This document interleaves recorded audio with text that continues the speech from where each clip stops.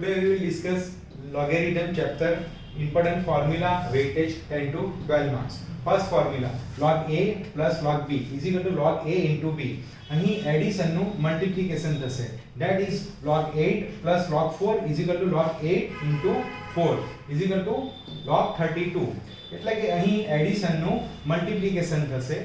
એટલે કે 8 અને 4 નું મલ્ટીપ્લિકેશન થશે અને આન્સર આવશે તમારો log 32.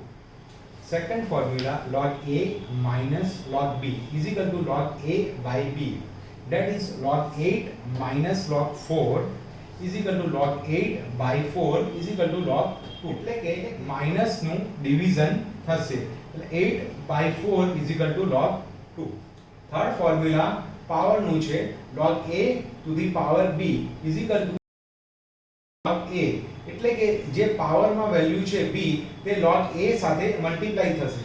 That is log 8 to the power 4 is equal to 4 times log 8.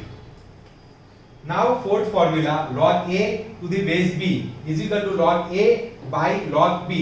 That is log 3 to the base 2 is equal to log 3 by log 2. એટલે કે અહીં જે તમારું બેઝમાં વેલ્યુ છે તે ડિવિઝનમાં just now fifth formula, log A to the base A is equal to log A by log A is equal to 1. That is log 4 to the base 4 is equal to log 4 by log 4.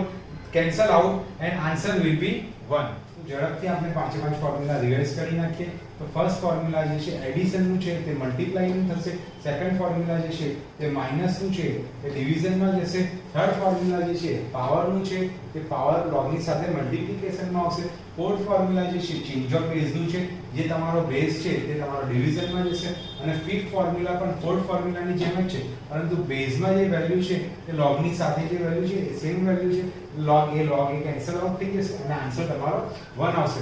આ જ વસ્તુને આપણે ગુજરાતીમાં સમજીએ તો સરવાળાનું જે છે તે ગુણાકારમાં જશે, જે બાદબાકી છે તે તમારી ભાગાકારમાં જશે, જે તમારો ઘાતમાં છે તે તમારો ગુણાકારમાં જશે, જે તમારો બેઝમાં છે એ તમારો છેદમાં જશે. અને સિમિલર અહીંયા બેઝ અને log ની વેલ્યુ સેમ છે, એટલે કે log a કેન્સલ આઉટ થશે અને આન્સર તમારો 1 આવશે.